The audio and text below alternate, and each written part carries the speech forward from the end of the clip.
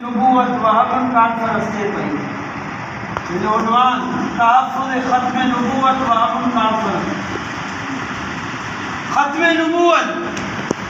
जा प्रोग्राम इन हवाले सां थींदा आहिनि त 1974 जे अंदर जेको भुट्टे साहब कानून पास करायो हो, असांजा उलमा फ़ख्र सां चवंदा आहिनि भुट्टो साहब कीअं बि हुयो, पर इहो जेको अमल करे वियो अल्लाह तबारक व तआला इन अमल जे करे भुट्टे साहब खे जन्नत ज़रूरु ॾी। जो भुट्टो साहब कादियानियुनि खे काफ़िर करार, जॾहिं भुट्टो साहब कादियानियुनि खे काफ़िर करार ॾिए पियो, हज़रत मौलाना मुफ्ती महमूद रहमतुल्लाह अलैह खे चई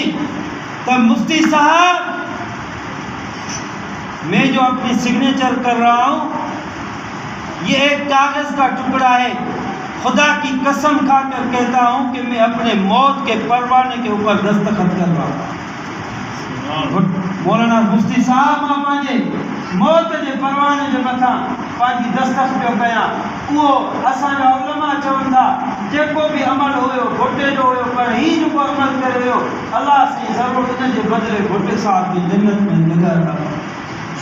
तव्हां असां हुज़ूर सल्लल्लाहु अलैहि वसल्लम जी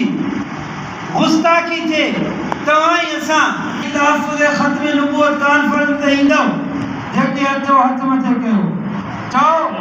जेकॾहिं असांजो इहो अमल अल्लाह के क़बूल अची वियो, मन अल्लाह तबारक व तआला हुज़ूर सल्लल्लाहु अलैहि वसल्लम जे उन दफ़्तर में उन लिस्ट में तव्हां असांखे ग़ुलाम निकिराए छॾे, अमल कोई कोन्हे को, सॼो अमल सॼो असांजो जिस्म मथे खां वठी करे पेरनि जे नंहनि जे चोटियुनि ताईं गुनाहनि में भरिया पिया आहियूं। रब अमल कोई कोन्हे, तुंहिंजे मौत अचे तुंहिंजे नबीअ जो दिफ़ा कंदे मौत अचे, रब मौत अचे तुंहिंजे नबीअ जे ख़त्म नबूवत जा तराना ॻाईंदे मौत अचे, रब जॾहिं मौत अचे तुंहिंजे नबीअ जी हिफ़ाज़त कंदे मौत अचे, रब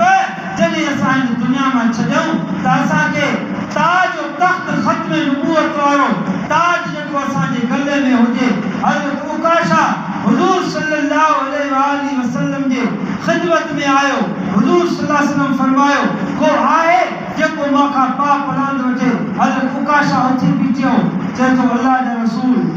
मां तव्हां खां पाप पढ़णु वठण जे लाइ तयारु आहियां। हुज़ूर जंग में वाक़ियो मुख़्तसर कयां तव्हांखे मां सम्झायां। हज़रत उकाशा हुज़ूर सल्लल्लाहु अलैहि वसल्लम जे पुठड़नि मुबारकनि ते ख़त्म नबूवत जी मोहर हुई,